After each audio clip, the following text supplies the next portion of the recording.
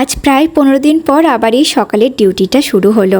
আজকে রুহিকে নিয়ে স্কুলে যাব, তাই সকাল 7টার সময় উঠেই রুহির জন্য রান্নাবান্নাগুলো সেরে রাখছি। ভোর রাতে ঘুমানোর পর সকালবেলা রান্না করতে একটুও ভালো লাগছিল না, কোনো এনার্জিই পাচ্ছিলাম না। আগের দিনই ঠিক করে রেখেছিলাম একটু মাশরুম করব, তাই পেঁয়াজ রসুন মাশরুম সব কুচি কুচি করে কেটে নিলাম। মাশরুম করে দিলে রুহিরা দ্বিতীয় কোনো পদ চায় না। তোমাদের বেবিরাও কি মাশরুম খেতে ভালোবাসে? তাহলে কমেন্টে জানিও। রান্না সেরে রুহিকে যে ডাকতে এসেছি সে তো কিছুতেই উঠবে না, আসলে এতদিন স্কুল যায়নি তো। তারপরে একটু কান্নাকাটি করে আবার নিজেই পাপাকে ডাকছিল স্কুলে নিয়ে চলো। স্কুল যাবো যাবো তো কদিনই করছিল, কিন্তু ওই যে এত রাত করে ঘুমানোর পর সকালে আর উঠতে ইচ্ছা করছিল না। আমি ওইদিকে রেডি হচ্ছিলাম আর সেই ফাঁকে সে কখন এই ভিডিওটা করে রেখেছে। দেখেছো এখনো ঘুম ভাঙেনি, আর সেই জন্যই কিন্তু এতক্ষণ কাঁদছিল। রেডি হওয়ার পরেও দেখো আমার কোলে শুয়ে পড়েছে। আসলে ঘুমটা পুরো হয়নি তো। তারপরে ওই যে ম্যাম আন্টি ওদের গল্প বলছিলাম, তোমার ফ্রেন্ডসটা সব ওয়েট করছে এইসব বলাতে সে আবার চুপচাপ বসে শুনছিল সেগুলোই।